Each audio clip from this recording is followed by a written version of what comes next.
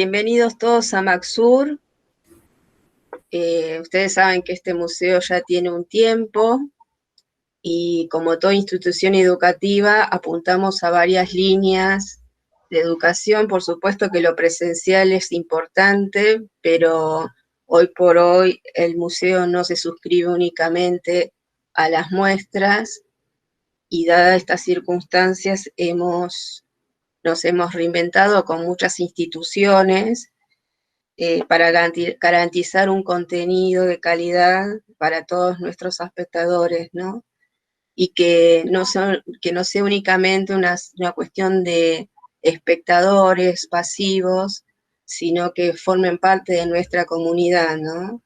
La idea de la cátedra, como ya lo habíamos visto en otras circunstancias, ya tuvimos dos. La primera instancia fue con la doctora Consiglieri, sobre el tema de animales en el periodo medieval, sobre trabajos sobre manuscritos, y la segunda instancia la tuvimos con la doctora Resnick, que se dedica a las imágenes científicas, en el arte.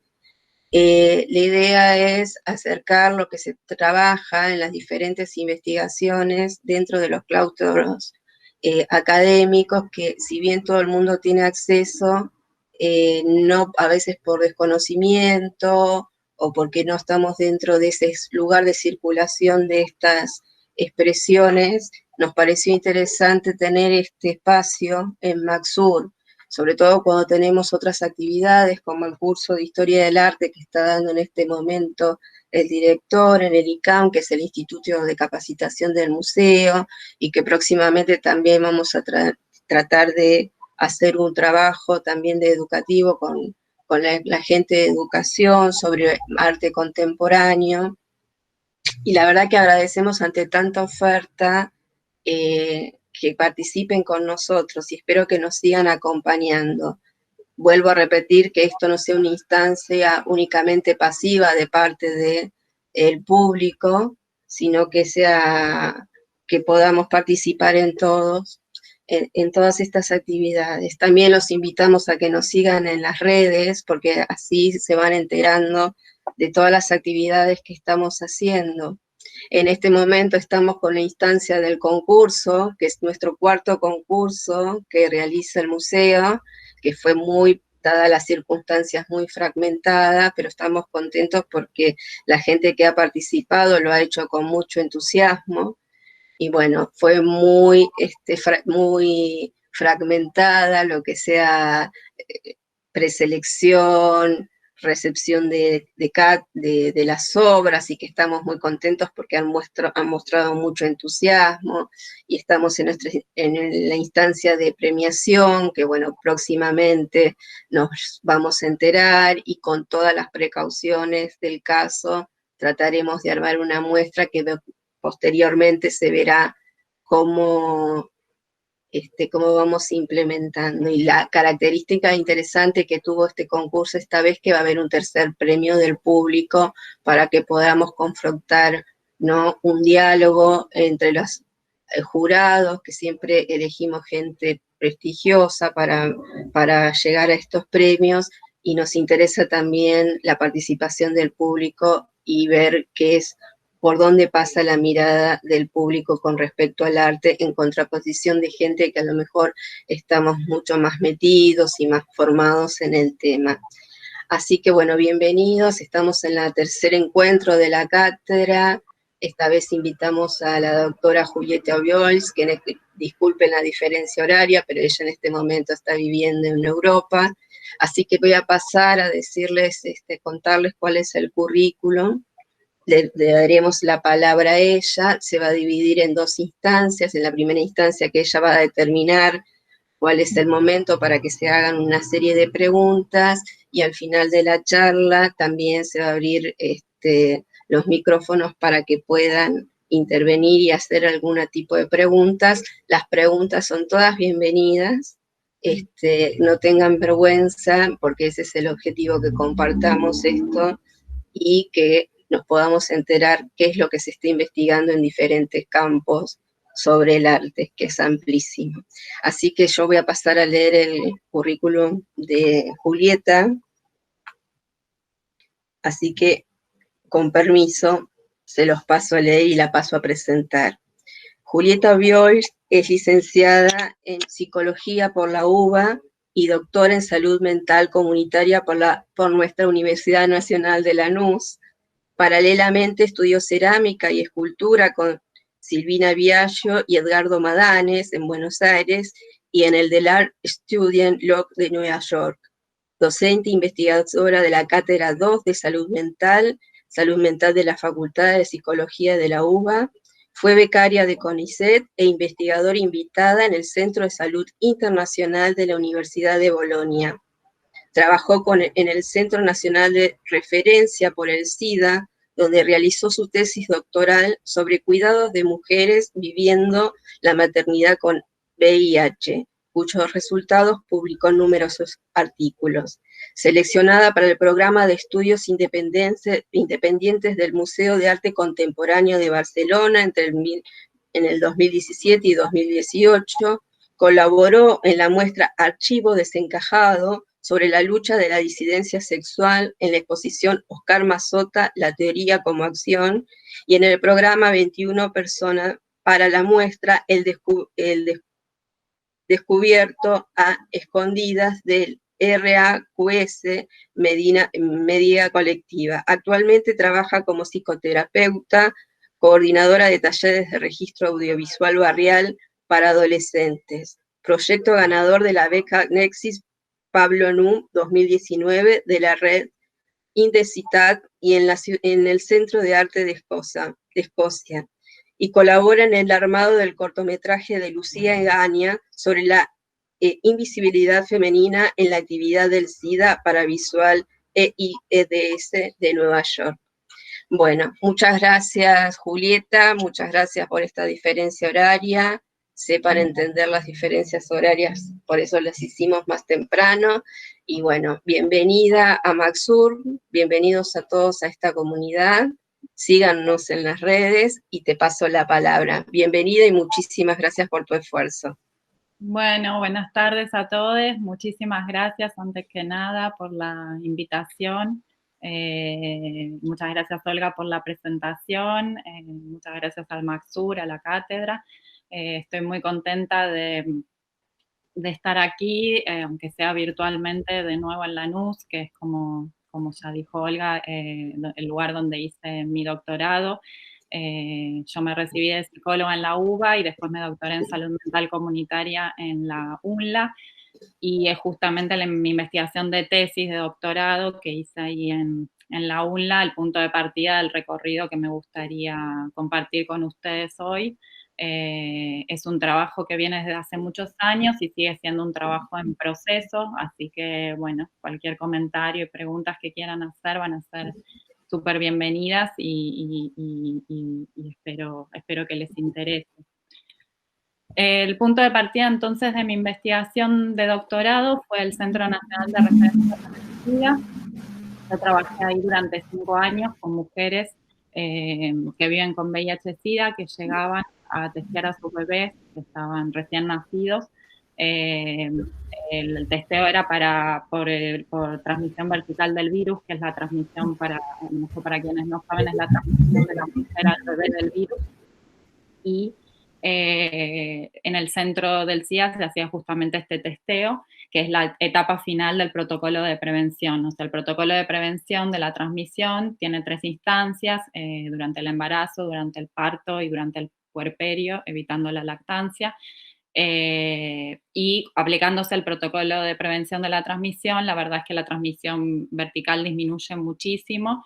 Y es muy poco, y se vuelve muy poco común. Esto lo digo porque a veces todavía subsisten mitos y prejuicios acerca de la maternidad de las mujeres con VIH, y me parece que es importante decirlo. Entonces, en el centro se hacían los diagnósticos, que era la etapa final, saber si efectivamente había habido o no transmisión del virus, pero estos diagnósticos requerían de que se hiciera al menos 2 extracciones al bebé, con una diferencia temporal de 1 mes aproximadamente, y las que tenían que traer a los bebés para hacer el testeo eran las mujeres, o sea, las madres de los bebés, Y lo que el centro constataba era que muchas veces las mujeres venían una vez y luego no volvían para el segundo testeo, para la segunda extracción, y los diagnósticos quedaban incompletos. Entonces, el director del Centro Nacional de Referencia para el SIDA, el doctor Horacio Salomón, pensó en la posibilidad de incluir un dispositivo, o sea, si bien el centro es un centro de testeo, o sea, es un centro donde trabajan bioquímicos, infectólogos, o sea, no es un centro de atención más de tipo social, se tuvo la idea, digamos, de convocar a un grupo de psicólogas, entre las cuales estaba yo, para implementar un dispositivo de investigación que pudieran tratar de entender cuál era la situación de las mujeres y a la vez, y por qué no volvían a completar el diagnóstico, y a la vez asesorarlas para que pudieran hacerlo con mayor información. Una de las principales cuestiones que apareció en relación al por qué las mujeres no volvían eran distintos tipos de obstáculos a la accesibilidad. La foto que pongo de fondo es la de la Facultad de Medicina de la UBA y ahí es donde tiene sede el Centro Nacional de Referencia para el SIDA, en el centro de la ciudad de Buenos Aires, y muchas de las mujeres que llegaban venían del conurbano bonaerense. Muchas de las mujeres venían derivadas de hospitales públicos del conurbano, también algunas de los hospitales de Cava, y la mayoría de ellas tenían situaciones socioeconómicas bastante complejas, bastante difíciles, entonces encontraban distintos tipos de obstáculos que iban desde eh, tener que atravesar, hacer viajes largos en estado de puerperio, a veces a menudo no tenían el dinero para pagar el boleto del colectivo o del tren, el reducido horario de atención también del centro hacía que era solo por las mañanas, hacía que en invierno fuera muy difícil para ellas moverse con el bebé tan pequeño, recién nacido. También tenían problemas para dejar a sus hijos e hijas más grandes al cuidado de alguna persona mientras venían. Entonces estaban todos estos obstáculos que dificultaban el proceso y que claramente hacían que muchas veces no volvieran. Pero además de estas problemáticas más visibles, aparecían otras más invisibles todavía que tenían que ver con situaciones emocionales y la complejidad que tenía para las mujeres tener que enfrentar una situación como la del testeo de sus bebés, a menudo con muy poca información y con muchas dudas y con muchos temores, y a la vez porque también el enfoque que se le daba siempre en el sistema sanitario, digamos, a través de los profesionales que las atendían, era que, bueno, ellas tenían que cumplir, recibían la orden de parte del médico o de la médica para llevar a sus bebés y eso, con pocas explicaciones y siempre con el objetivo que era el diagnóstico del bebé, pero no la atención de ellas mismas y de la complejidad de la situación que estaban atravesando. A partir de esta constatación, entonces, de estas problemáticas emocionales que aparecían durante las entrevistas, es que yo decidí hacer mi tesis de doctorado en cuidados y en necesidades de cuidados en salud mental de estas mujeres. El abordaje que hice tiene que ver con el abordaje del doctorado en salud mental comunitaria, es un enfoque comunitario en salud mental. Esto quiere decir que la idea no era identificar patologías o patologizar la situación de las mujeres, medicalizarlas, identificar diagnósticos, no era esa la idea, sino más bien identificar situaciones de sufrimiento psíquico y poder actuar y acompañar para que las mujeres pudieran estar mejor, digamos, pero teniendo una perspectiva comunitaria y no individualista del malestar, ¿no? De la problemática. Una de las cosas que yo incluí en mi investigación fue la perspectiva de género, porque claramente había un tema con el modo en que las mujeres de alguna manera estaban implicadas en el testeo del bebé, pero de un modo pasivo, o sea, no participaban activamente, sino que eso, tenían que responder a una orden y sus propios tratamientos y cuidados quedaban relegados en función de que el objetivo era la prevención de la transmisión vertical. Esto aparecía algunas veces en las entrevistas porque algunas mujeres hacían todos los cuidados necesarios, los tratamientos mientras estaban embarazadas, y también la atención del parto y todo, y después en los momentos en que no estaban embarazadas, a lo mejor dejaban sus propios tratamientos. Entonces me parecía que era fundamental volver a poner el eje en la atención de las mujeres en sí misma y no de las mujeres en tanto madres, en función del rol materno. Justamente este rol materno era lo que de alguna manera producía invisibilidad, que es un poco el tema eje del que les quiero hablar, de esta invisibilidad femenina, A nivel de la atención, esto aparecía y aparece mucho también, es muy frecuente, ¿no? En el sistema de salud aparecían las entrevistas que los mismos médicos y profesionales en general se dirigen a las mujeres como mami o la mamá de, y de alguna manera queda invisibilizada su propia situación y ellas mismas resuenan con eso y se invisibilizan, se postergan en función del cuidado de sus propios hijos e hijas. Mi perspectiva también incluía un abordaje interdisciplinario, el doctorado en salud mental comunitaria de la UNLA es interdisciplinario, la problemática no podía de alguna manera abarcarse, solamente era salud mental, pero no psicología o psiquiatría, sino que tenía que incluir otros puntos de vista, otras disciplinas, saberes profesionales y también no profesionales. Bueno, mi tesis la dirigió la profesora Alicia Stolkiner, que también es profesora del doctorado, y yo formé parte, como dijo también Olga en la presentación, de su cátedra en la Facultad de Psicología, su cátedra de Salud Pública, Salud Mental, y el equipo de investigación de esa cátedra trabaja un análisis, una forma de análisis de las problemáticas en 3 niveles: microsubjetivo, medio institucional y macropolítico.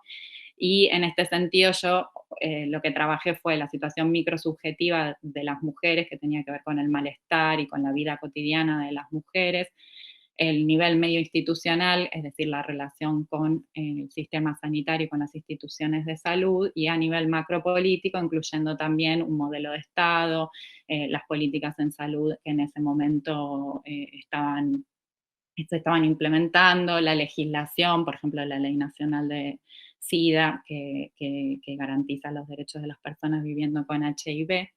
La imagen que acompaña esta slide es la tarjeta que le dábamos, que habíamos armado para trabajar con las mujeres, en la cual tratábamos de fijar en conjunto con ellas, en la parte más de asesoría, el día en que volver, cuándo les podía quedar mejor, cómo podían hacer. La verdad es que contábamos con pocos recursos en el dispositivo, pero bueno, uno de los recursos que contábamos era con eso, con el poder escucharlas, y de alguna manera eso hacía que también se implicaran más en el proceso y se sintieran más seguras de lo que tenían que hacer y se pudieran comprometer más. Entre los resultados de mi tesis, digamos, en las entrevistas, lo que pude encontrar es que era que las mujeres, estos malestares emocionales, estas cuestiones que aparecían, tenían que ver fundamentalmente con conflictos en los vínculos, conflictos en las relaciones con las personas cercanas, sobre todo en el ámbito familiar. El diagnóstico de alguna manera introducía conflictos con el propio cuerpo, ¿no? Del cambio de mirada sobre el cuerpo, del temor a enfermar o inclusive a la posibilidad de morir, conflictos en la relación con las parejas, que había parejas cero discordantes, cero concordantes, y todas las cuestiones que esto implicaba en el vínculo, en la noticiarse de la infección. También a menudo las mujeres tenían que hacerse cargo de responsabilizarse también del cuidado de sus parejas, porque los varones no siempre querían testearse o tratarse, y también tenían que hacerse cargo del cuidado de sus hijos y sus hijas. Ahí también aparecían conflictos en relación a cómo contarles a los hijos e hijas más grandes acerca de la infección y determinadas cuestiones de ese tipo, también con las familias de origen. Y también en menor medida con vecinos, amigos, la gente del barrio. Digo en menor medida porque en general en esas situaciones primaba, como muchas veces, la cuestión de mantener el secreto para que no se supiera por miedo a la discriminación, al estigma.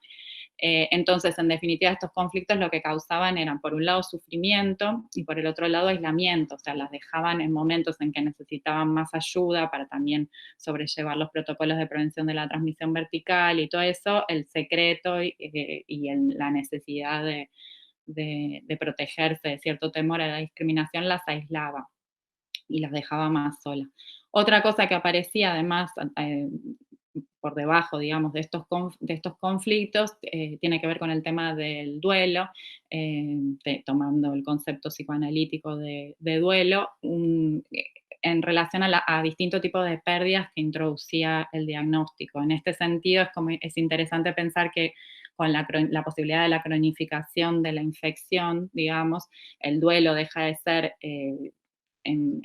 como en las primeras etapas, digamos, de la epidemia por la posibilidad de la pérdida de la propia vida, para pasar a hacer duelo por distintos tipos de pérdidas que están más bien asociadas a la inalcanzabilidad de los ideales sociales, por ejemplo, un cuerpo perfecto, sano, bello, ¿no? A veces las medicaciones, también los efectos secundarios producen distinto tipo de cuestiones que atentan contra estos ideales, el ideal también de pareja, porque la idea del amor romántico, de la pareja perfecta, ¿no? Y de pronto las problemáticas que introduce el diagnóstico, también los ideales de maternidad, la idea de que la madre tiene que ser siempre buena y dar cosas buenas, y entonces, bueno, cómo lidiar con el hacer pasar a su hijo o hija por las cuestiones de los tratamientos preventivos y demás cuestiones. En relación a estos duelos, muchas mujeres lo que pasaba también era que no, o sea, sin los recursos necesarios de acompañamiento profesional,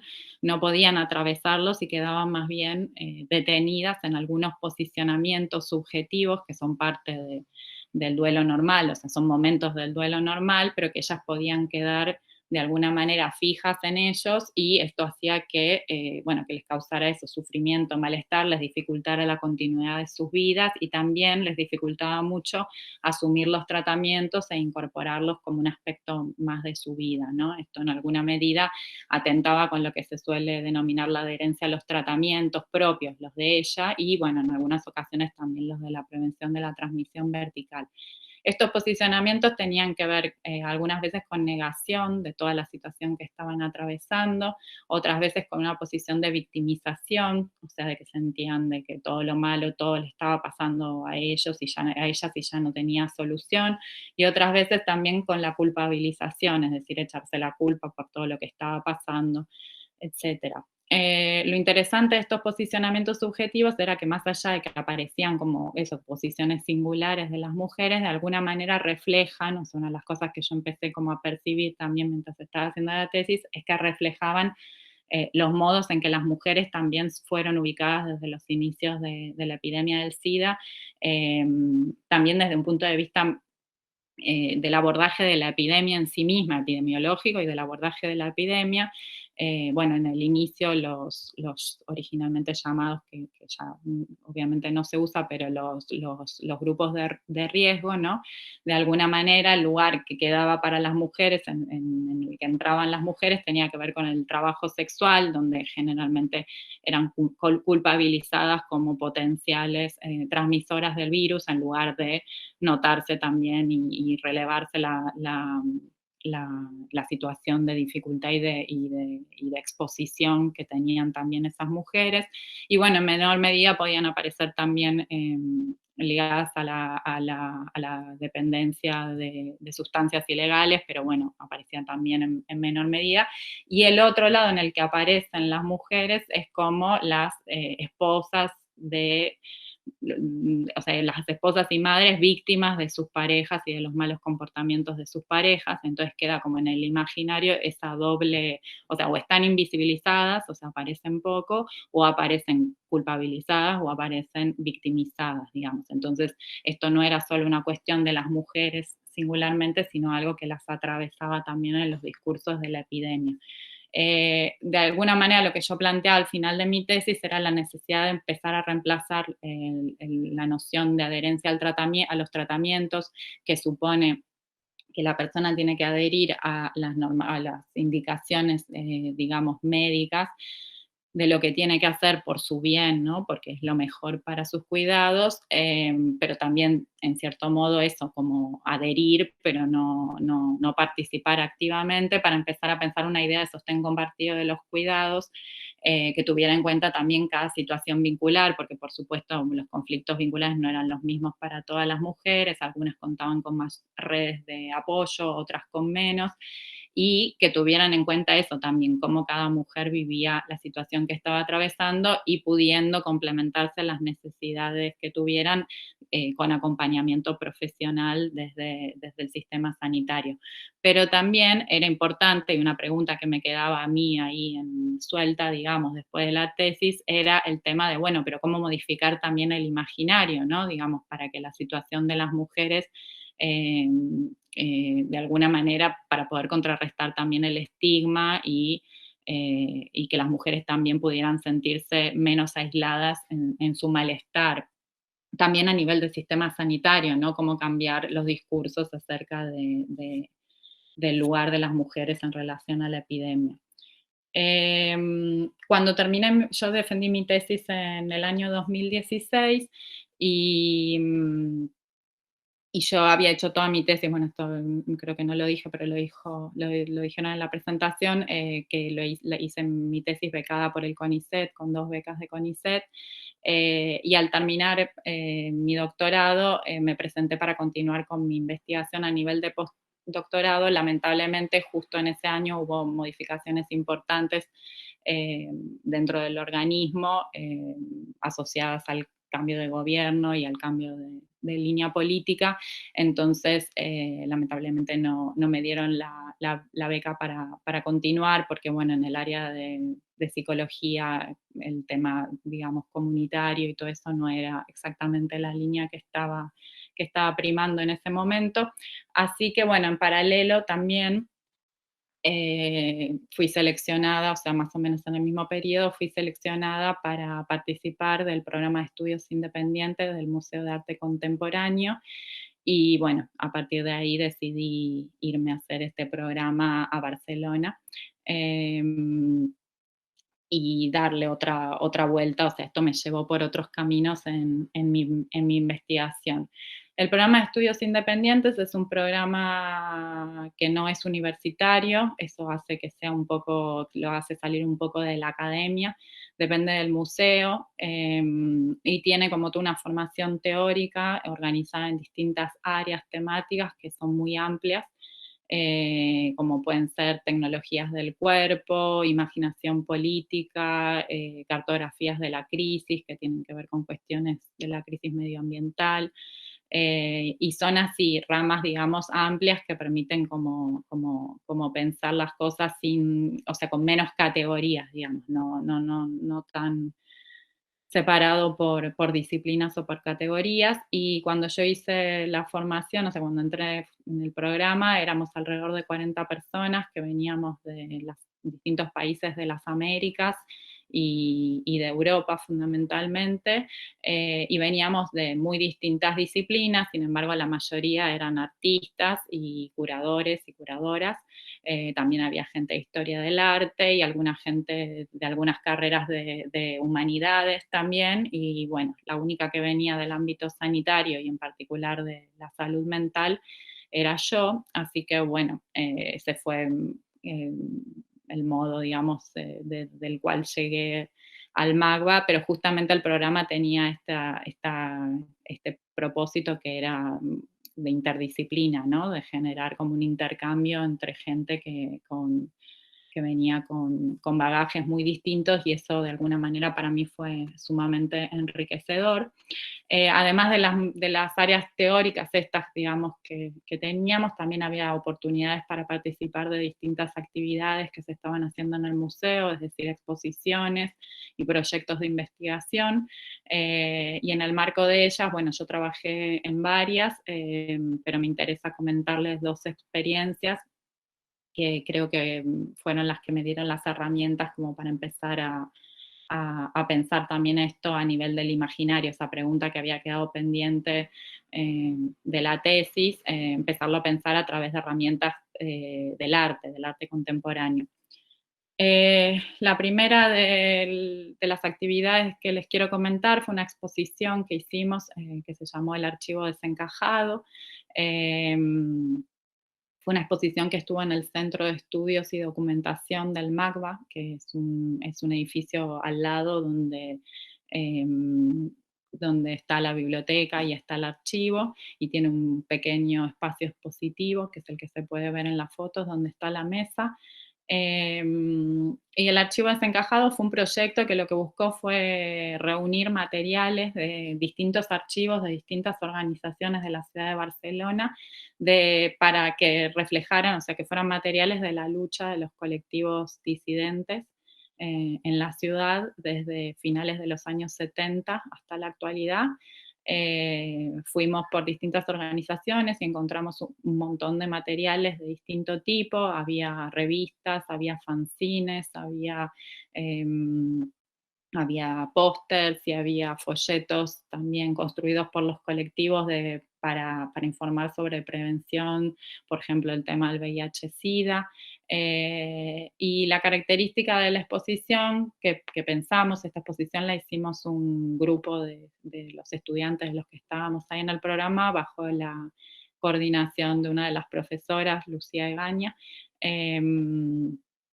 Nos ocupamos de buscar los materiales que no eran originales, pero los escaneamos y los reprodujimos, o sea que bueno, no eran originales, pero tampoco eran copias, y estaban en las mesas, que las mesas no tenían vitrina, y la idea era que pudieran mezclarse, que pudieran ser agarrados para ser leídos, para que se pudieran llevar a otra mesa. Las mesas eran temáticas, pero bueno, entendíamos que los temas se iban entremezclando, inclusive en algunos casos hubo materiales que se llevaron, pero bueno, era parte de lo que podía pasar. Y, y bueno, entonces esta experiencia a mí ya me puso en contacto sobre todo con estas cuestiones de estas publicaciones de autoedición que viniendo de la academia, ¿no? Donde la edición y la publicación siempre pasa por las revistas especializadas y por un montón de requisitos, de alguna manera esta posibilidad de la autoedición de los colectivos me pareció como muy interesante para también romper algunos parámetros. También una cuestión importante de la exposición era que los materiales que venían de las luchas, es decir, de la calle, digamos, de las manifestaciones, de los colectivos, de las protestas, no podían quedar encerrados en el museo eh, porque hubieran perdido su sentido, digamos, la idea de los materiales era que de exponer los materiales era que siguieran fomentando esas luchas, así que se hizo toda una serie de activaciones, de actividades dentro del espacio expositivo para que la gente llegara y se relacionara con los materiales, y también algunos materiales salieron, como por ejemplo la otra imagen que es de una proyección que se hizo para la Noche de los Museos, de algunos materiales, de algunas imágenes de los materiales que se llamó La piel del museo. De estas actividades que hicimos, de estas activaciones, me interesa comentar brevemente tres, porque en esas participé directamente, por más que todas las activaciones se pensaron y se hicieron de forma colectiva, pero bueno, creo que mi aporte viniendo desde la salud y de la salud mental fue como más interesante en estas, y justamente eso es lo que quería comentarles. Se hicieron, la exposición tenía una parte, un lugar con estantes donde que hicimos poner bibliografía sobre distintas temáticas, entonces se iba cambiando, un mes estaba cada temática y luego se cambiaba, y una de las temáticas que se abordó fue la de la despatologización de las identidades y las sexualidades y de las orientaciones sexuales, que es un tema sumamente importante para los colectivos y que está directamente relacionado con salud mental porque han sido los manuales diagnósticos, ¿no? Los que han de alguna manera patologizado y sigue todavía la lucha en muchos casos pendiente. Pero bueno, como la idea era plantear justamente esta lucha en los estantes, se hizo toda una búsqueda para poner los libros de los activistas y de las personas comprometidas por la despatologización, pero para que entrara de alguna manera el conflicto tenían que aparecer referencias también a los textos patologizantes, pero como no podían estar en los estantes por un tema de posicionamiento político, la solución que encontramos fue generar este collage de fondo de la estantería, donde había fragmentos de los manuales, fragmentos de las leyes también represivas, y también algunos fragmentos de notas de medios de comunicación, ¿no? Y de alguna manera lo que queríamos era producir como ese contraste entre discursos muy potentes, como son los de los medios, como son los del saber médico también, y confrontarlos con las producciones de los activistas y de la gente de la academia que está comprometida con la despatologización.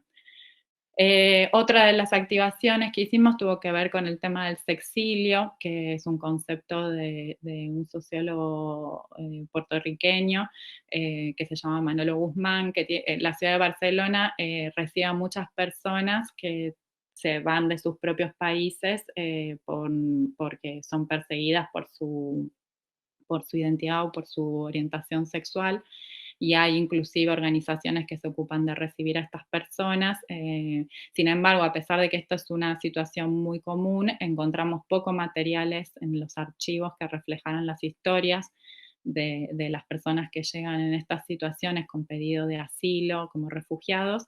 Entonces quisimos convocar a una actividad que hace una de las organizaciones donde participan muchas de estas personas, que ellas mismas, se llama la Biblioteca Viviente, y ellas mismas cuentan sus propias historias, porque de alguna manera queríamos rescatar a través de la oralidad también, darle visibilidad a esas historias que aún dentro de las luchas de los colectivos siempre hay posiciones que están todavía más invisibilizadas. En el caso de la situación de Europa, de las personas migrantes, ¿no? Porque tienen situaciones precarias por faltas de documentación, por cuestiones económicas y por todo eso. Entonces, bueno, ahí también apareció el tema de visibilizar y de poner la voz de las personas en el espacio expositivo, y fue sumamente rico también el intercambio porque estas personas le contaban a la gente que llegaba ahí cuáles habían sido sus dificultades en sus propios países, pero también en la entrada a Europa, que en ese sentido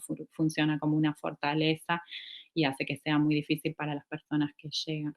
Y la última de las activaciones, que también creo que tuvo que ver con articular la salud mental, tuvo que ver con que, claro, cuando íbamos a las organizaciones nos encontrábamos a las personas que cuidan estos archivos, para las cuales todos los materiales son muy significativos, son parte de sus vidas, digamos, no es que lo hacen como un trabajo, lo hacen como un trabajo, pero también como algo que tiene que ver con sus vidas. Entonces queríamos dar cuenta de estas historias que nos iban contando mientras revisábamos los materiales, pero queríamos hacerlo con su propia voz, haciendo escuchar sus propias voces y sus emociones al contarlas. Entonces hicimos entrevistas y las editamos y pusimos dispositivos para poder escucharlas en la exposición. Un poco la idea era la idea del archivo de sentimientos, que es un concepto de Anne Spekovich, que es una filósofa canadiense, la idea de que detrás de los materiales, de los objetos, también hay emociones, hay sentimientos y que tienen una importancia fundamental. La otra exposición en la que participé, de la que les quiero hablar, tuvo que ver con la exposición curada por Ana Longoni, Oscar Mazzotta, La teoría como acción, que fue una exposición que primero se exhibió en el MOAC en México y después fue al MACBA en Barcelona y terminó en el Parque de la Memoria en Buenos Aires, donde a lo mejor algunas y algunos de ustedes la hayan podido ver. En cada ciudad tuvo como dimensiones específicas, o sea, como dice la propia Ana Longoni, cobró como ciertas particularidades, y en el caso de Barcelona se incluyó la parte de la vida de Mazzotta en Barcelona, que es inclusive la ciudad donde él muere. Este fue un proceso muy interesante porque ahí trabajamos 4 personas, una historiadora del arte, un curador, un artista visual y yo, y cada una de nosotras tenía una mirada muy distinta respecto de Mazzotta. Yo, que venía del ámbito de la salud mental y el psicoanálisis, obviamente conocía ese aspecto, mientras que para los artistas tenía más que ver con los happenings del Di Tella o también con las cuestiones de la literatura, los planteos literarios de Mazzotta. Así que bueno, cada uno aportó desde su lugar y también fue muy rico investigar en la contracultura catalana, o sea, en los 70 catalanes, porque ahí íbamos encontrando los pasos de Mazzotta, que en realidad eran sobre todo un misterio.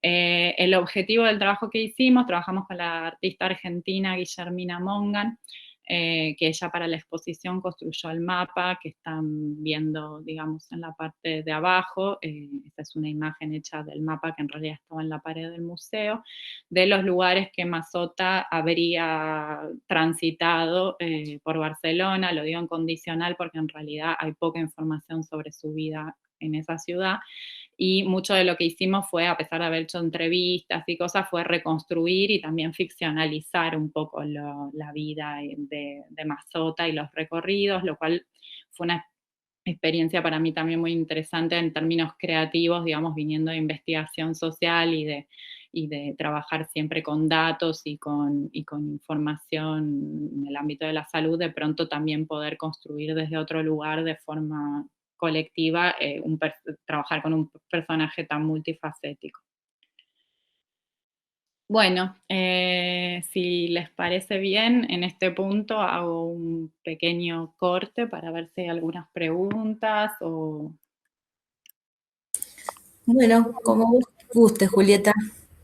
Si alguien tiene Eh, ganas de comentar algo. Si alguien quiere hablar, puede abrir el micrófono y hacerte directamente a vos la pregunta. En el chat no tengo No, lo preguntas. que te quería preguntar, Julieta, para así rompo el hielo y puedan después se animen un poco más, en la repercusión, digamos, en este trabajo, en el MACBA, seguramente hubo mucha gente identificada, ¿no? Que más naturalmente se aproximó a todo esto que trabajaron y a esta investigación.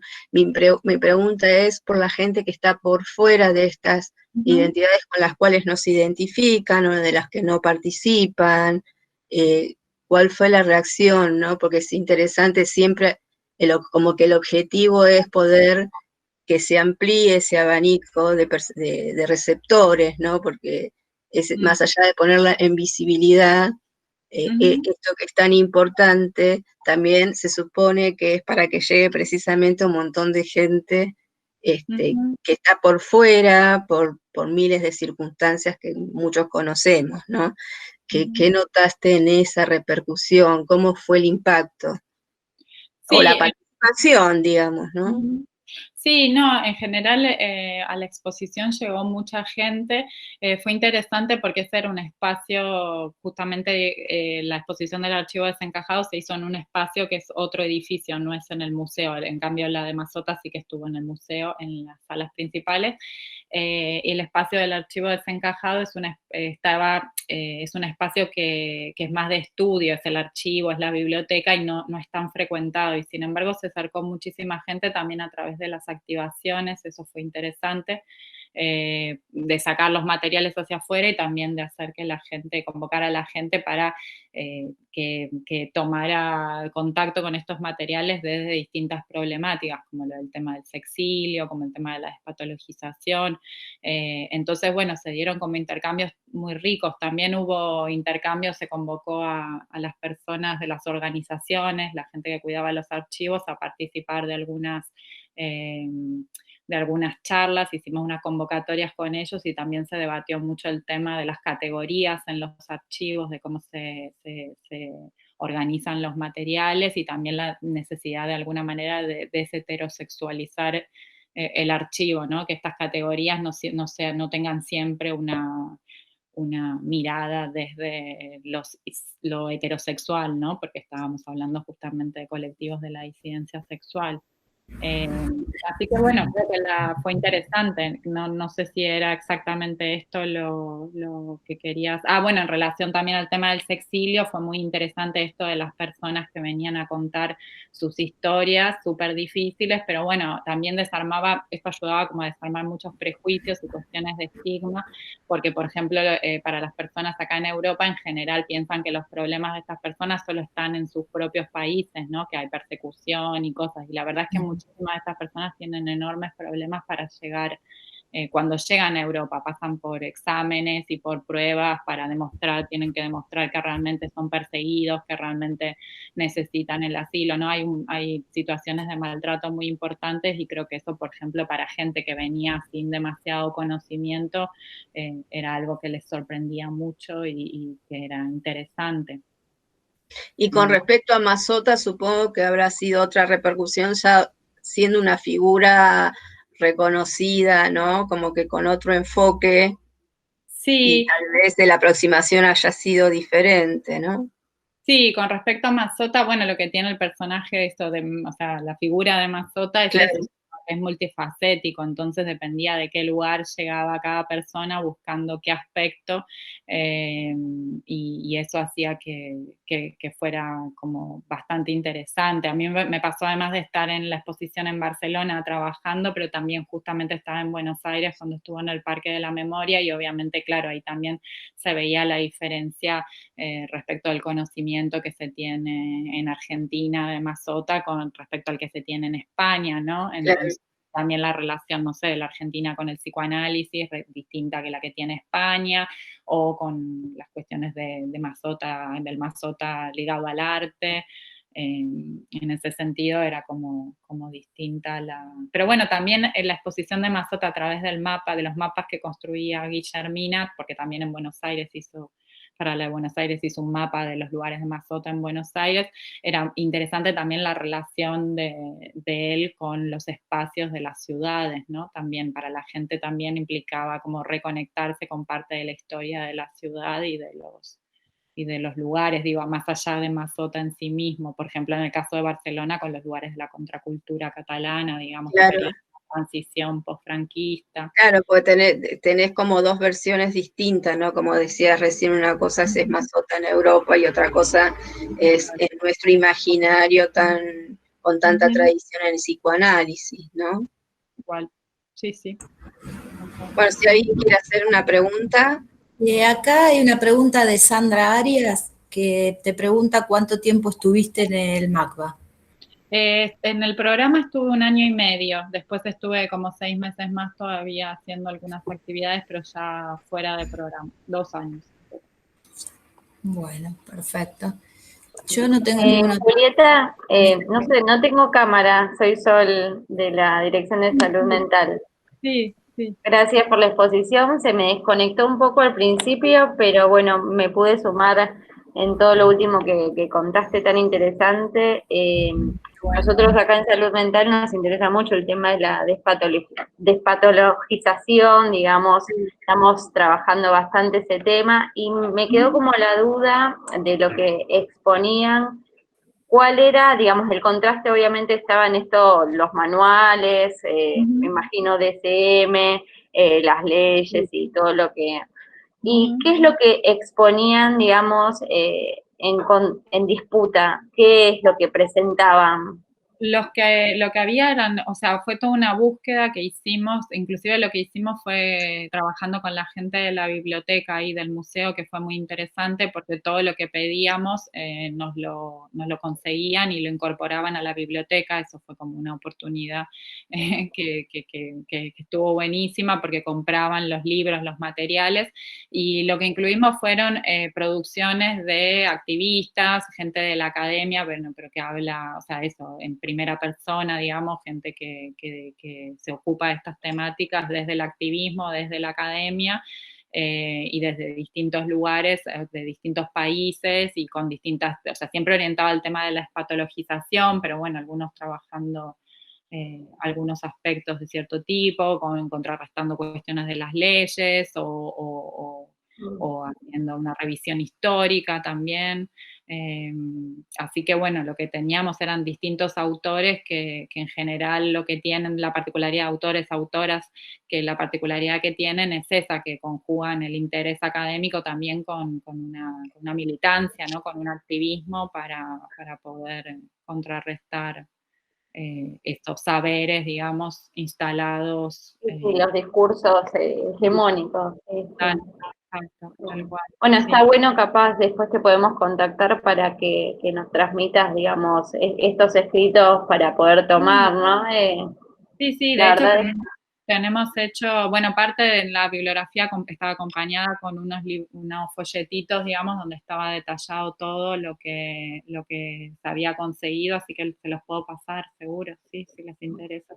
Sí, claro. Bueno, muchas gracias, y bueno, me quedo un poco con la importancia de que desde el arte también se recupera como la voz de aquellos que participan, ¿no? Digamos, que no solo quede en la exposición, sino que el que también ve la obra, lo que se expone, también tiene una voz ahí, ¿no? Me parece eso como muy valioso. tomar Sí, la voz de, como nosotros decimos, ¿no? Desde salud mental comunitaria, la voz de la comunidad, bueno, un poco que desde el arte también se pueda acceder a eso, esto de los testimonios, me gustó mucho, está bueno. sí, claro, o sea, un poco la idea es eso, un compromiso también del arte, un compromiso político y social, ¿no? O sea, bueno, ahora justo en lo que iba a hablar un poco de la idea esta de activismo, ¿no? También de activismo a través del arte, o sea, un poco eso, que tenga compromiso con las situaciones de distinto tipo que aparecen, sí. Ujú. Hola, buenas tardes. Quería preguntar algo. Juan Pablo es mi Sí, nombre. Edito fanzines y soy celo positivo también. qué bueno. Eh, Quería consultarte en realidad cómo fue más o menos la transición que hiciste o dónde fue, porque dijiste que, bueno, no pudiste seguir en el CONICET y después seguiste con el MACBA. Mm. ¿Cómo fue, en realidad, dónde partió tu interés o cómo fue cómo fue que entraste ahí? Si bien seguramente una búsqueda personal o una búsqueda, no sé, esa es mi pregunta. En el MACBA, o sea, la pregunta por el MACBA, Sí, o cómo te saltó ese deseo, o cómo fue que llegaste ahí, o... sí, bueno, en realidad yo ya venía hace tiempo también formándome en cuestiones en los movimientos de los colectivos de la disidencia sexual, al cual también pertenezco, entonces era un interés también que tenía que ver como desde el punto de vista personal y profesional. Y bueno, el hecho del MACBA en realidad me había acercado porque en su momento estaba dirigiendo este programa del que les estaba hablando, Beatriz Preciado, que después hizo su transición y ahora es Paul B. Sí, Preciado, que es un filósofo, ¿no?, español, claro. muy conocido del ámbito de las disidencias. Así que bueno, venía acercándome a todo lo que trabajaba, me parecía como muy interesante y me convocaba. Después yo siempre tuve como un interés por el arte y siempre... Y también es cierto que, bueno, encontraba, si bien siempre me interesó muchísimo el tema de salud, sanitario, sí que encontraba también como algunas restricciones en los abordajes más clásicos, digamos, y sentía como de alguna manera la necesidad de darle también otra perspectiva complementaria, que para mí es como eso, complementar y no... y también me pasaba eso, justamente la pregunta, que bueno, igual es por ahí lo que voy a profundizar un poco más ahora, era bueno, que si desde la atención, o sea, los resultados de mi tesis yo proponía la atención, de mejorar la atención de las mujeres, digamos, con las que yo había trabajado, pero también me daba cuenta que, o sea, que había que modificar un imaginario, digamos, ¿no?, las representaciones en torno a la epidemia y a la infección de VIH-Sida, porque si no... o sea, claro, o sea, es parte como de esto también, un enfoque comunitario, no puede quedar solo en las personas que viven la situación particular, sino que tiene que ser como un cambio de, de mentalidad, de forma de ver, y eso me parecía que podía ir más a través de esto, de estos caminos del arte y de las representaciones, los modos de representar. Perfecto, gracias. Gracias a vos.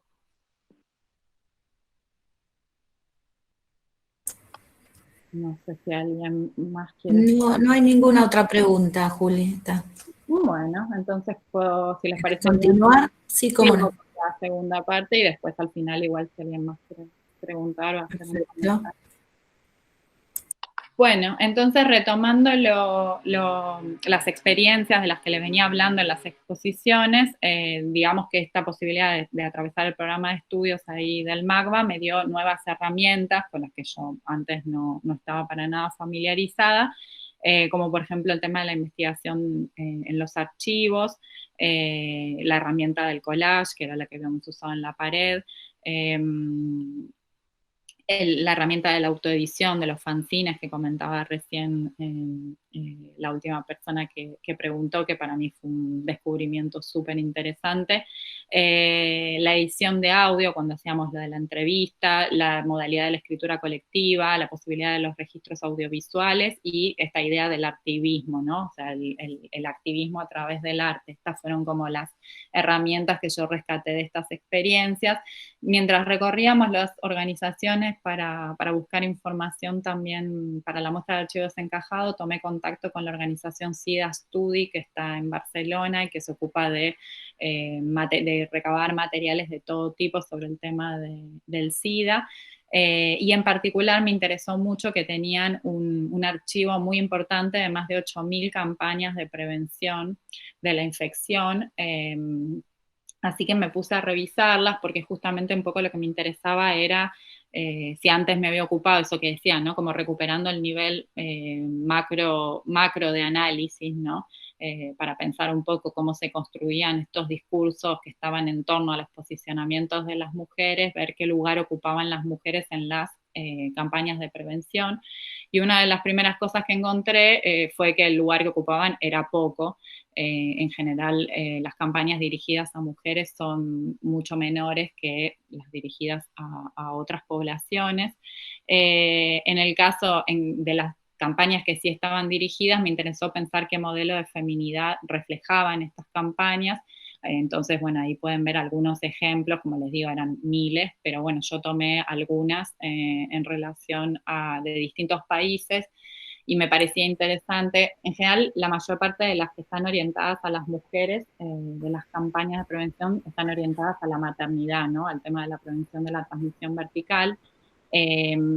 Y esto, bueno, ya de por sí da cuenta de esto, ¿no? De esta cuestión de invisibilidad, de que si no es como madres, digamos, bueno, cómo se accede a la mujer en tanto tal, ¿no? ¿Qué pasa con las mujeres que no son madres? Bueno, distintos tipos de cuestiones.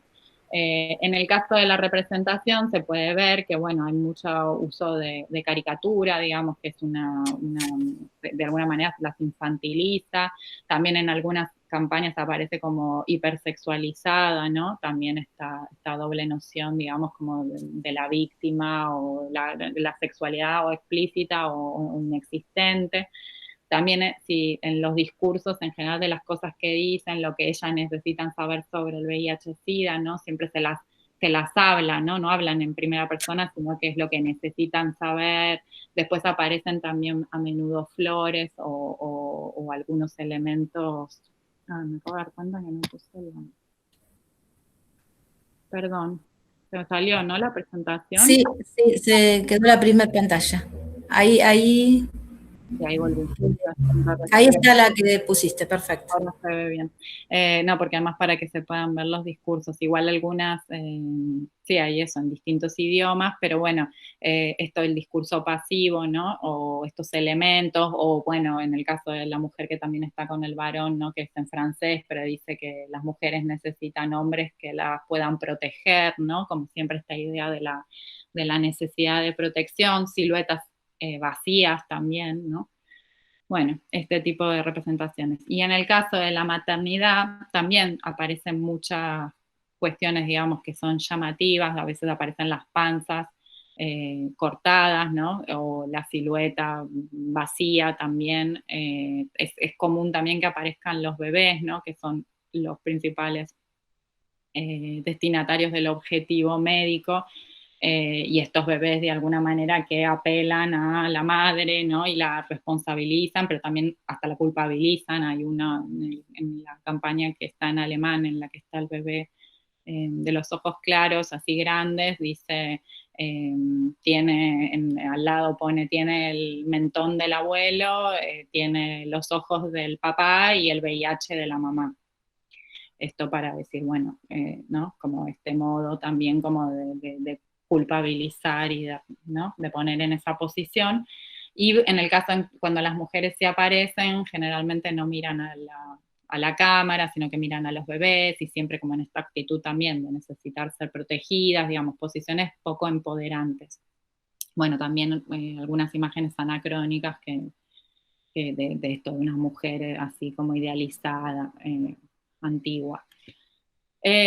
Bueno, una de las cuestiones que me interesó trabajar a partir de la idea del collage y a partir de la idea de lo que había estado pensando de estas nuevas herramientas y a partir de estas campañas, ¿no? Que encontraba tan estereotipadas y tan dirigidas a estos modelos, era contrarrestarlas, usar nuevamente las voces de las mujeres con las que yo había trabajado en las más de 200 entrevistas que había analizado para mi tesis, y que yo había usado ya muchos de estos fragmentos, los había utilizado para el análisis, ¿no? Para armar las categorías de los conflictos, del malestar, del duelo, pero de pronto me interesó volver a tomar estas frases y utilizarlas de un modo colectivo, digamos, ponerlas en conjunto, no distinguirlas por las características sociodemográficas, ¿no? De quién dijo la primera frase, la segunda, sino tratar de trazar una continuidad para generar un discurso colectivo, pero que evidenciara de alguna manera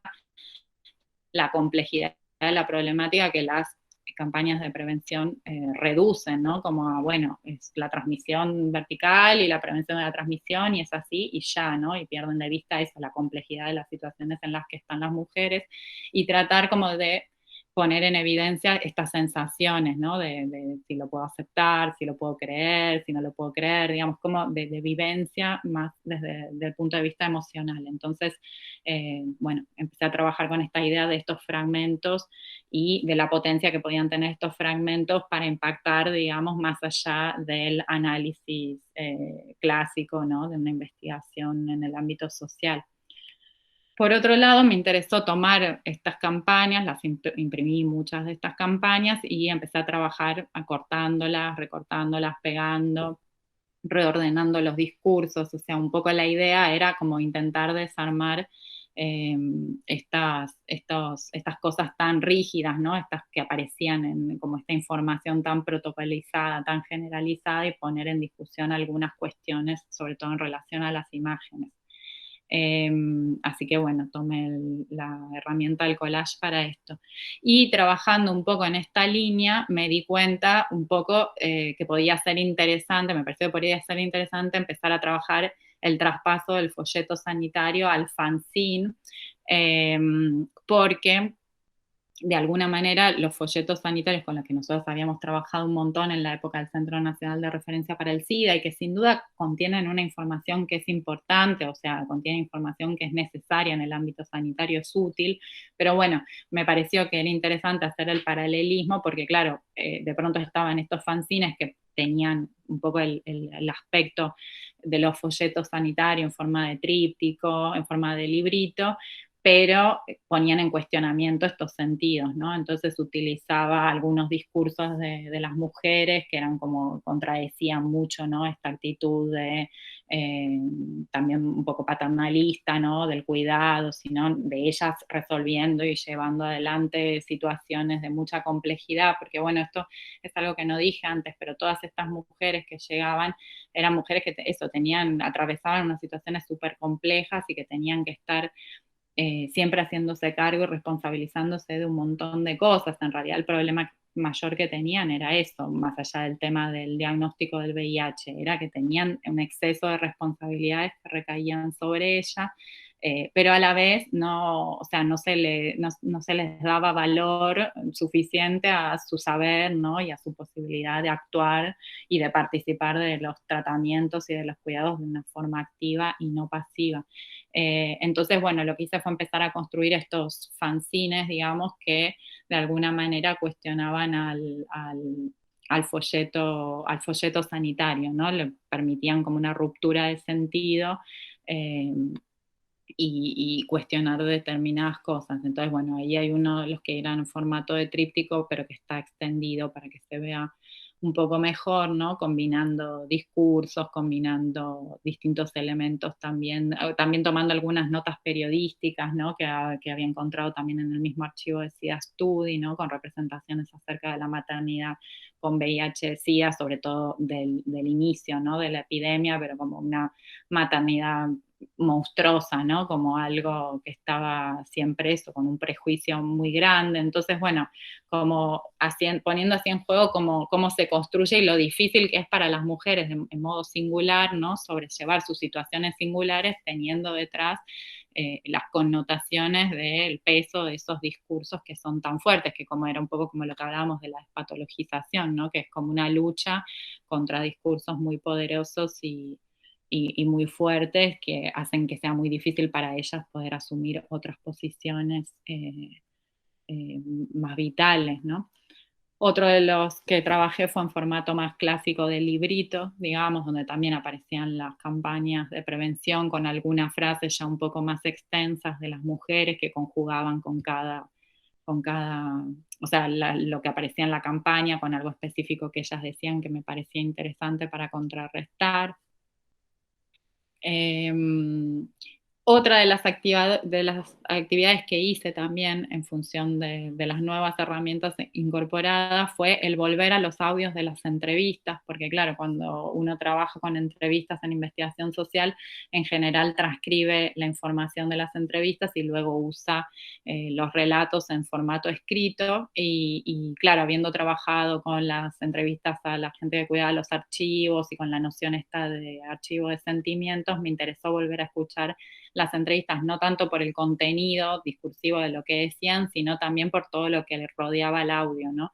En ese sentido me sorprendió encontrarme con todos los sonidos del ámbito sanitario, porque además nosotros trabajábamos, hacíamos las entrevistas al lado de la sala de extracción, así que estaban los llantos de los bebés, las canciones de cuna que les ponían para intentar que se quedaran lo más tranquilos posibles, los sonidos de la sala de espera, de los administrativos, en fin, todos los sonidos y que eso también, ¿no? Como que da una otra dimensión del trabajo, también de la situación que atraviesan esas mujeres, que cuando uno habla solamente del contenido de lo que dicen es como mucho más difícil de hacer percibir. Entonces, bueno, lo que hice fue editar también muchas de esas entrevistas y armar cadenas también donde a veces en vez de hablar una sola entrevista, a lo largo de toda la entrevista usaba fragmentos pequeños, muy pequeños de cada entrevista y los combinaba y los ponía a hablar entre ellas. Y eso, bueno, un poco la idea era generar también estos audios para poder utilizarlos, para poder hacer escuchar las voces de las mujeres. Y últimamente, bueno, también me interesé por el tema de la articulación con la literatura, siempre en esta línea de pensar de qué manera se pueden romper estas significaciones y estas modos de ver también el tema del VIH-Sida tan rígidos y en particular el lugar de las mujeres, ¿no? Para también contrarrestar el tema del estigma. Yo ya durante la tesis había tenido acceso a las crónicas de Marta Dillon, que publicó en los años 90 en el suplemento No de Página 12, y que después reunió en un libro cuya última edición fue en el 2018. Y me pareció muy interesante, como en un momento dado me puse como a contraponer también las crónicas de Marta Dillon con las cosas que contaban las mujeres en el espacio clínico donde nosotras las veíamos, que muchas veces tenían un montón de cosas en común respecto del sentir, respecto del diagnóstico, respecto de los conflictos estos también con los vínculos o de los malestares y eso, pero que claramente tenían una gran diferencia en la posibilidad de Marta Dillon como periodista y activista de poder hacer pública también su situación, de poder encontrarse con otras personas, como ella misma dice en esta frase que puse, de armar comunidad, ¿no? Que es la comunidad justamente el poder estar con otras personas, lo que no tenían las mujeres con las que nosotras trabajábamos en el centro, porque de alguna manera se sentían eso, aisladas, se sentían que eran las únicas a las que les estaba pasando lo que les estaba pasando, tenían muchísimo temor a la reacción del entorno, y esto de alguna manera dificultaba cada vez más su situación. En relación a las crónicas de Marta Dillon es interesante porque hay una escritora intelectual chilena que se llama Lina Meruane, que hizo un estudio muy importante y exhaustivo sobre los textos de la literatura del VIH-Sida en Latinoamérica, y ella rescata la cuestión de que, claro, la mayor parte de los libros están escritos por autores y sus protagonistas son varones, en general varones gays, y hay muy poco escrito por mujeres o donde las protagonistas sean mujeres con VIH. Cuando las mujeres aparecen en general en los relatos literarios, aparecen como en roles secundarios, son la madre del que tiene VIH-Sida, o son la hermana o la amiga, digamos, siempre con roles accesorios. Entonces, bueno, ella verifica esta invisibilidad de las mujeres también en lo que ella llama el corpus literario positivo. Y bueno, a mí me pareció interesante como eso, ¿no? Que todas estas cuestiones, digo, el no poder encontrar tampoco situaciones en las que verse reflejadas también a nivel de la literatura, a nivel del arte, hacen que todo ese malestar también se incremente mucho, ¿no? Bueno, y la última actividad en la que estoy trabajando ahora, que estoy colaborando ahora, es en el armado de un cortometraje para la organización Visual Aid, que es de una artista chilena que se llama Lucía Egaña, que también es profesora en el programa de estudios independientes. Y que de alguna manera ella lo que está armando es para, o lo que le interesó armar, es un pequeño video que se va a transmitir, es una convocatoria que hicieron con artistas de distintos países y se va a transmitir para el 1 de diciembre, que es el Día de la Lucha contra el SIDA. Y un poco lo que ella quiso poner en evidencia es este síndrome de la desaparición femenina, que es un término que usa Lina Meruane, que es la escritora que les decía antes, para evidenciar que también en el activismo del SIDA, que es un activismo súper importante, también a nivel del artivismo, ¿no? Si pensamos en colectivos como ACT UP, o también, bueno, colectivos en América Latina como las Yeguas del Apocalipsis, ¿no? Del que participa Lemebel, Pedro Lemebel, pero bueno, el poco lugar que ha tenido, de alguna manera, o la poca visibilidad en realidad que ha tenido, porque también es cierto que en el activismo del SIDA también han participado muchas mujeres, sobre todo mujeres trans y mujeres lesbianas. Pero bueno, hay igualmente, de alguna manera, siempre ha quedado como muy ligado a la comunidad de varones gays, quienes sin duda han sido los más estigmatizados en relación al tema del VIH-Sida, pero también, de alguna manera, el hecho de haber adquirido más visibilidad les ha permitido también como unirse, ¿no? Y de alguna manera empoderarse también en eso. En el caso de las mujeres, bueno, con las que yo trabajaba, la verdad que el activismo era muy poco frecuente. De vez en cuando alguna mujer sí que por ahí llevaba más tiempo viviendo con la infección y que que había tenido algunas experiencias de acercamiento con alguna organización o algo, podía dar cuenta de algo de eso, y era muy distinto el modo en que ellas vivían también los tratamientos y todo lo que atravesaban respecto de las que vivían toda la situación de la infección con culpa, ¿no? O sintiéndose víctimas, pero era muy poco frecuente. Entonces, bueno, en este video que propone Lucía, digamos que lo que hace es entrevistar a activistas, que en su mayoría son varones, pero hace que las frases que dicen son frases de las mujeres que yo entrevisté. La idea no es que estos activistas hablan por las mujeres o en nombre de las mujeres, sino que la idea es que las mujeres hablan a través de ellos, ¿no?